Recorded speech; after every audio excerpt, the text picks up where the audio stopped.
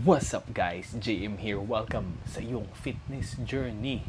I'm here to tell you yung mga efficient ways and effective ways para pabilis yung progression mo, transformation mo. Be it sa fitness, sa spirituality mo, your walk with God. For now, yun lang muna sa ngayon.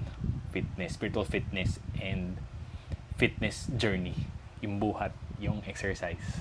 Yun lang muna tayo pwede mag-advise sa mga dating, sa finances, and other stuff kasi wala pa ako masyadong experience and we're working towards it pero wala pa ako masyadong nakikitang success. So, doon mo tayo sa medyo meron na tayong experience and it's been a while na doing it. Kasi syempre, if you can't do it, don't teach it. Yun ang mindset ko. Since ngayon naman sa fitness, okay naman tayo. We're teaching a lot of clients and then this one for free videos. And gusto lang i-share sa inyo yung journey ko for 10 years, decade of fitness. Start ako 20 years old. Ngayon, 30 years old na ako. And for sure, I think may mga nuggets naman ako na pwedeng i-share sa'yo. All throughout my journey and suffering and you being an ultra busy person and normal person na gusto lang mag-level up sa iyong fitness. Ito lang natandaan mo, the value of compounding. Hindi lang siya sa finances, pero there's this video about Jordan Peterson, Dr. Jordan Peterson, about good habits and bad habits. And good habits muna tayo. As you do your good habits, it's a straight line. So parang ang ginagawa mo yung mga good habits mo, kumakain ka ng healthy, kumakain ka ng malinis, less sugar, nag-gym ka, kakardio ka, tulog ka na maayos, parang wala nangyayari. Linear lang siya. As the years go on, medyo umaangle siyang onte. Tapos nakikita mo na, uy, parang nagbago ng bicep ko. Uy, parang may bicep veins na ako. Uy, parang lumabas na yung obliques ko.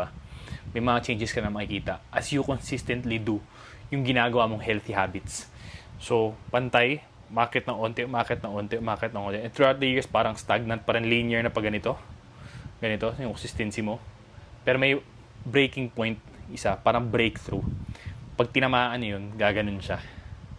So, may value of compounding din sa fitness, which is na-discover ko all throughout the 10 years. Hindi naman ako sobrang nag-gain ng so much muscle and as a natural, hindi naman ako genetically blessed.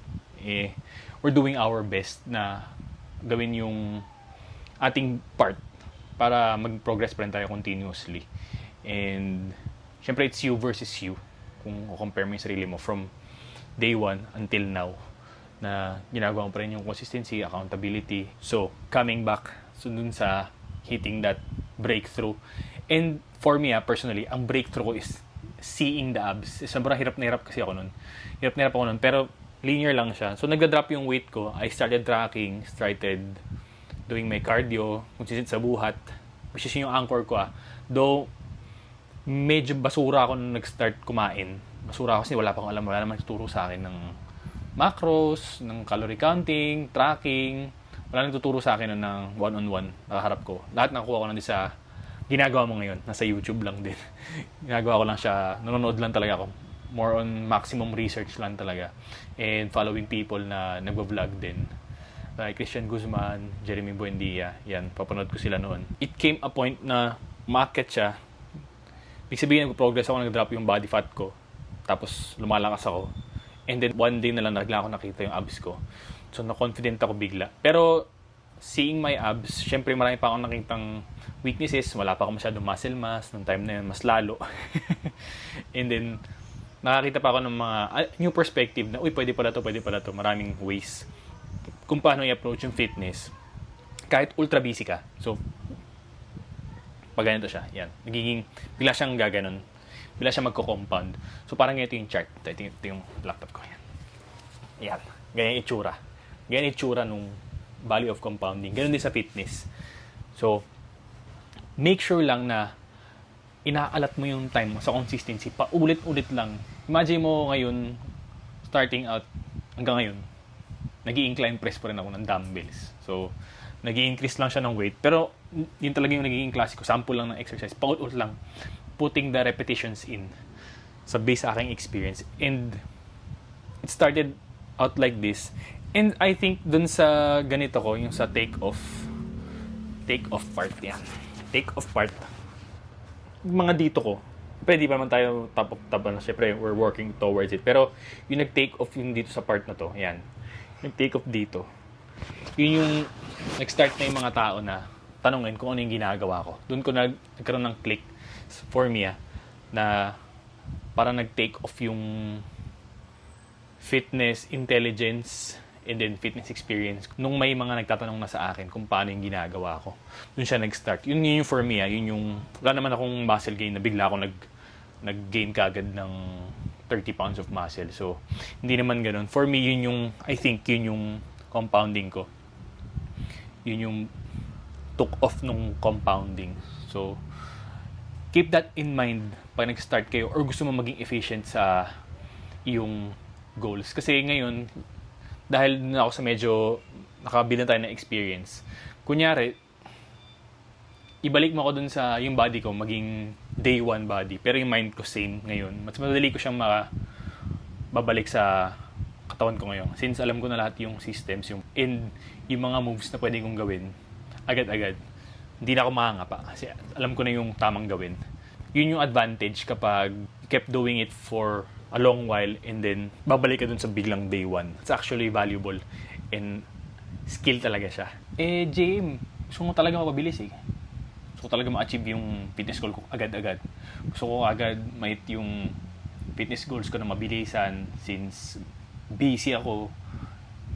Gusto ko talaga effective na kagad. Susundin ko na lang yung gagawin or talagang gagawin ko na lang siya ng walang palya.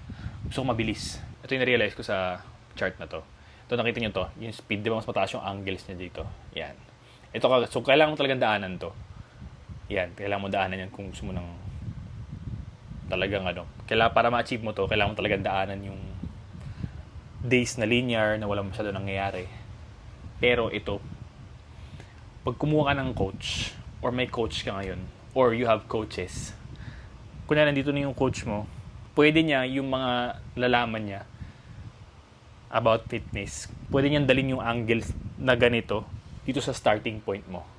So pwede niyang dalhin dito, nandito na siya, 'di ba? Yung coach mo. Ito, mas mataas yung angles niya, 'di ba? Pwede niyang dalhin yung angles niya dito sa starting point mo na sa chart. So, starting out ka pa lang, nakaangat ka na kaagad. Yun yung value ng coaching. Kung gusto mong pabilis yun yung, I think, kinulang ako from the past, kaya matagal. Ang coaching kasi may advice, tas may action. Ito yung wala ako noon. Since puro aral ako sa YouTube noon, which is effective effective yun. YouTube lang ako. Pero wala ako nung yung last part. Advice, tapos action. Ito yung last. Feedback. Wala nag-feedback sa akin nung time na nag-start ako. So, ginagawa ko lang siya. Pero, it could have been better kung may nag-feedback sa akin. Oops, ginawa mo yun, tama yun. Pero may mga part dito na pwede kang i-improve. So, wala akong ganun nung time na nag-start ako. So, all throughout, mag-isa lang din ako. And then, puro trial and error. Kaya nagtagal. So, ikaw, kung gusto mo talaga ng mabilisan, kuha ka ng coach na may experience. Syempre, background check mo muna. Dapat nasa paakat na siya ng angle or nandito na siya sa taas. Para pagdating mo dito, pag start ka ng fitness journey, nakaangat na. So, almost nakakat mo yung time. So, nandito ka na kaagad. Kasi, sasakay ka dun sa sa mga advice, experience, techniques, tsaka yung insights niya, mga mali niya, hindi mo na kailangan daanan, which is less na less sa iyong time. Yun yung ma-advise ko kung gusto mo mabilis. Pero, yun nga, kailangan mo talagang daanan yung ganitong journey. Yan, pag ganyan yung journey mo. Since ito, I think medyo nandito na akong part. Yan. Nandito na akong part. Since medyo may mga breakthroughs na ako sa mga clients, I'm at this point na nakakapag-change tayo ng lives, nakakapag-transform tayo ng ibang clients na gusto rin mag-level up sa kanilang fitness journey and be at their top shape na ultra busy. So, yun yung forte ko naman. Fitness ng mga ultra busy people Nasa premium side ako, to be honest. Pero, if you want free, ito, syempre, nod ka, subscribe, and comment kung ano yung pwede kong mga i-share. So, if you want coaching naman, sa premium side, yan, hit me up. I got you. Kung lalo na kung ultra busy ka, doctors, lawyer, manager, artista, dancer. Pag alam mong busy ka at wala kang time, kakain natin yan. Pagtutulungan natin. Basta dedicated ka. Accountability, and consistency. Yan ang top na kailangan mo lang. Tapos ako nang bahala sa technicalities. And lastly, before ko i-end ng video, kita mo itong chart na to. Ito yung mga good habits. So, nagko-compound yung good habits mo pag ini-start mo siya na mas early. So, the earlier you start, the better. Kasi pag sinimulan mo na itong journey mo, by the end, mas marami kang magiging benefit sa yung fitness journey. Mas malakas ka. Yung mga kasabayan mo noon, pa-ahead ka. Mapapansin mo yan na ikaw yung pag nagtabi-tabi kayo ng mga friends mo or ng mga family mo, ikaw yung on top shape, ikaw yung set apart. Makikita mo yun sa benefit nung 10 years, kunyari, nag-start ka, or 5 years, or for how long. Makikita mo yung sarili mo na set apart ka talaga. And which is good na makaka-inspire ka ng ibang tao na kung kaya mo, kaya rin ng iba. Dito mo ako to encourage you. Ito lang ang pitfall sa ganito. Ayan. Sabi ko yung kay Jordan Peterson na quote na ganito dapat yung sa mga good habits na binibuild mo growing up or as the years go on. Ganito siya, good habits, pag ganyan. Same as bad habits, pabaligtad. Ganyan. Ano ba? Yan. Basta pag ganun, pag binaba ko, yan. Pag ganun, ganyan. So nagko-compound din yung bad habits mo. And yan sinasabi nila na, uy, payat ka kasi bata ka pa, ganyan. Payat ka dahil 20s ka pa lang, early 20s ka pa lang. I don't think it's all about that. I think hindi siya about age. Though genetics play a role. Siyempre naturally, pag teens and early 20s ka, tsaka nasa 20s ka, mabibilis talaga yung metabolism mo. Pero I think nag-e-effect din tong compounding in a negative way. Nakabaligtad siya. So, pag ganyan. Ganyan yung chart din. So, mag-start ka dito sa bad habits mo. Yan, binibuild mo yung bad habits mo, no? Hindi ka kumakain na maayos, napupuyat ka, labas ka ng labas, inom, ganyan. Parang, ang dangerous kasi sa mga bad habits. Pag ginawa mo siya, kunyari kumain ka ng, sample na naman hopefully, ma-realize mo rin. Pag kumain ka ng fast food, kunyari, Donald's, ganyan, or Jollibee, pero, kahit favorite ko yung Jollibee, guys. Kaya minsan ayoko rin naman sinasabi na masama yung Jollibee kasi favorite ko naman. So sige, in general lang, fast food. Pag kumain ka ng fast food, kaya Big Mac, wala naman mangyayari the next day. So, hindi ka naman mamamatay, hindi ka naman kakasakit, wala ka namang kidney failure kaagad, diba? Same lang din parang wala lang nangyayari sa mga bad habits mo. Pupuyat ka, kain ka ng chichirya, wala siya nangyayari. Early high school ka na habits, nag-continue, kain ka ng pancit canton, siyempre, tipid, mura, kape, sirang tulog. Yung iba, siyempre, nag-yosi, ganyan, inom. Ayan, which is, talaga, parang wala siya nangyayari. Wala effect sa body. Pero, as the year go on, ayan, tuloy-tuloy na medyo sumasakit yung likod dahil walang exercise, lagi nakaupo. Ayan. Tapos, in turn, kiklik. Yun na yun. Tilipad ng onte. Pak! So, sa good habits, diba, pag ganun, pak! Pag naman sa bad habits, pak. Nagko-compound din yung mga bad habits. Same as good habits. So, keep that in mind sa iyong fitness journey. Since ito, kinuturo ko tong part na to ng fitness journey kasi na-experience ko na. And to be completely honest, dun sa good habits, yung nakabaligtad, yung pag ganun, yan. Maraming benefit for me, personally. Yung energy ko parang high school. On point yung meals natin. Tapos, I'm lean. Pag sa mga normal people naman, mas na-enjoy ko yung energy na hindi ako mahina. Tapos, itsura-wise, I'm in top shape. Kung i-compare ko yung sarili ko, sa sarili ko, 10 years ago. Kung ginawa mo yung din, mapapansin mo rin when you're with other people na mapapansin din nila. Tapos yun. Kaya maganda rin na napapatanong din sila. And when that happens, guys, syempre, always be encouraging naman. Pag fitness, usually sa industry natin, medyo may iwasan talaga. Marami din sa internet na payabangan, ganyan.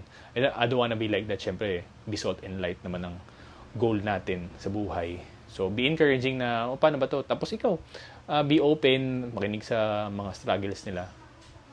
Na ikaw building your good habits. And dati naman din, ginagawa ko yung mga good habits, nag-uwi ako ng food, tiyatawanan din naman nila ako. So, hindi pa nila maintindihan ng time na yun. Ngayon, nakapatanong sila, panitanong sila ulit na nag-level up ka na, nakita na nila na nag-progress ka sa buhay. Huwag kang maging critical sa kanila. I mean, be encouraging pa rin. Since kasi, kailangan din nila yun eh. Kaya ka nga nagiging healthy para to encourage other people na maging healthy kasi na-feel mo yung ano ibig sabihin ng may energy kasi sobrang ayaw mo ng feeling ng mahina. And nakikita mo sa iba nga, medyo ka-age mo, masakit yung likod, masakit yung tuhod, or sumasakit yung batok, bata pa sila. Dapat ang ma-feel mo nun, hindi pagyayabang, dapat compassion and empathy. And na ikaw, nakuha mo siya ng nahirapan ka dito. And for me naman din, nakuha ko na rin yung kahit paano, nakalipad na tayo ng onte dito sa part na to. Alam mo na yung gagawin. So, alam ko na yung gagawin sa kanila. And be encouraging yung tone. Kasi minsan, kailangan na talaga ng tulong. Minsan parang nagiging defensive din yung mga tao kapag yung approach mo sa kanila, hindi encouraging or hindi empathizing. So, ako, as a person, and nagko-coach na rin ako ng mga clients, for it to be life-changing, dapat yung approach mo is hindi sila maging defensive. Dapat make them feel important pa rin sa mga tanong nila, ask genuine question, support them, and huwag mo ipagdamot yung alam mo. Tapos, approach mo dapat para mong kinakausap yung day one mo, yung person na day one mo. Yun lang yung advice ko for now. Narealize ko lang itong chart na to. Kasi, it took me years din para ma-feel na may ganito pala. It exists. Ayan. So, hopefully, malaman mo na nag-i-exist din yung... So, sample lang to. Wala tong... Kasi pera. not financial advice. Pero itong chart lang mismo. Mini update pala about sa aking fitness. Same pa rin. On point tayo sa meals. Point tayo sa kain. Kain here and there with family. Pero, yun lang, sustainable lifestyle din naman. Wala naman tayong show in anything. Tapos to, medyo update talaga. I'm be vulnerable. Tong hair ko. Yan, nasa hair care journey ako. Yan, update ko kayo kung ano yung ginagawa. Soon, kung gusto nyo ng hair care update ko kayo.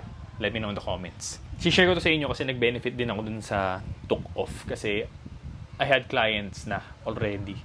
Which is, yun yung full-time na ginagawa ko. So, pagkakitaan ko na siya. To the point na yun yung full-time ko na hindi ko na kailangan mag-work. Hindi ako passionate. So, ito yung passion ko eh. So, fitness. Tayo siya samahan. Let me know in the comments kung ano ba gusto mong pag-usapan. James here. Let's get it.